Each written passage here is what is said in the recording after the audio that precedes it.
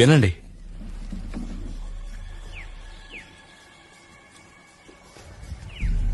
లోపల నీళ్లలో పెద్ద చేప ఉంది. ఎరను కొరికేశాక కర్ర వంగగానే దాన్ని వదిలేసింది.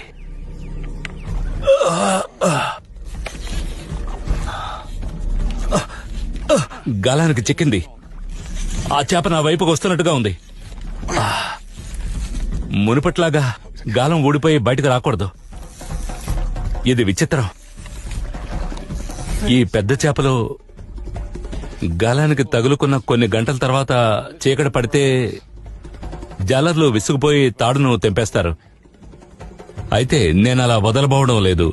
బాగా అలసిపోయినా నేను వేట కొనసాగిస్తున్నాను. చేప వేగంగా